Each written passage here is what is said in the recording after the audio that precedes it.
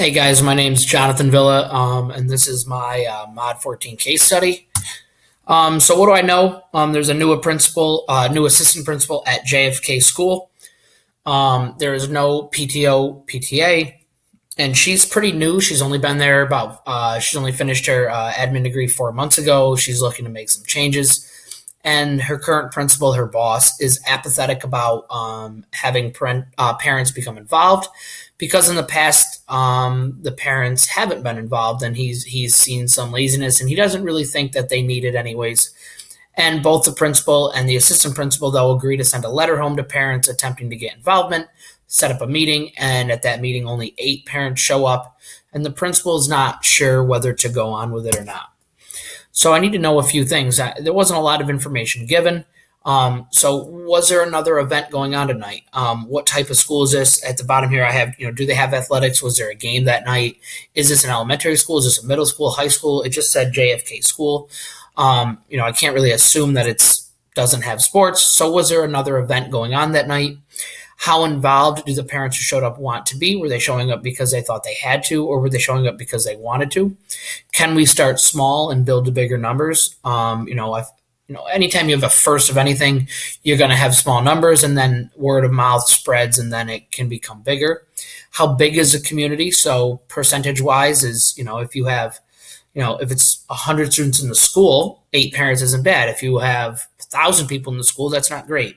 And what are its demographics? Are people able to get there, or they majority work second jobs at night? How many students actually brought the letter home to their parents? So I thought the forms of communication were a little antiquated, kind of old, relying on students to bring a letter home to their parents that parents are probably going to throw away if the kid doesn't already throw it away. Just kind of old school. And does the school have or use social media? And the problem is the lack of parental involvement in the district and the apathy of those who are involved in the community. They don't want to volunteer. They don't want to be involved. And the other problem is only 8 parents showed up at the meeting. So what do we do from here? Do we continue? So if I was the assistant principal or the principal, I'm going to hold the meeting anyways. Don't waste the 8 parents' time. Have a meeting. Ask the parents why they showed up. And why they thought maybe others didn't. Maybe they know why, or maybe they can text a few parents and say, hey, come over to the school. Ask them their opinions on the school. What do you think? Make it an open forum. What do you think needs to be improved or changed? What do you think works well? Have them write down questions they have, and then you can turn this into a parent survey and distribute it electronically. And we're going to announce monthly admin parent meetings. Send out using a school communicator app that will enroll all parents on at the start of the next school year when they enroll their students in school. The parents will get the login code for that. And hopefully eventually we can help organize a PTA. So just some strategies. Open lines of communication builds trust. Technology, things like Google Forms, easy way to have like a suggestion box. Parental surveys and e-newsletters, social media can send out things each month. So how did I resolve the issues? Well, we were able to distribute information directly to parents instead of using students to share information. Pop things up on Twitter, Instagram, Facebook, send out e-newsletters and send out email blasts, and letters to people that don't have internet at home.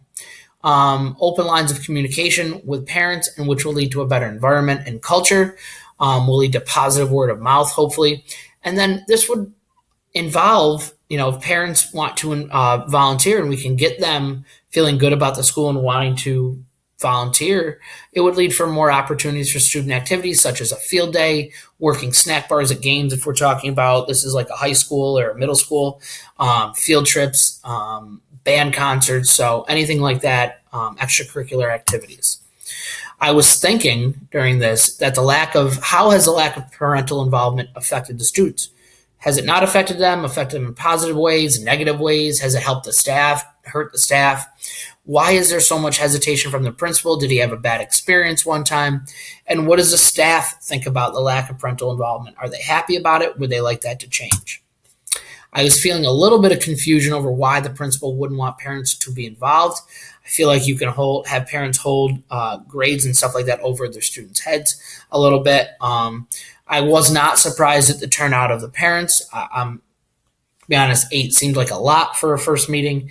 And I did have a little nervousness for the assistant principal. She had just started, and you don't really want to, if your principal feels so strongly about not involving parents or getting the PTA, you want to tread lightly. You don't want to get on the bad side of her boss, and possibly get fired as a result of that.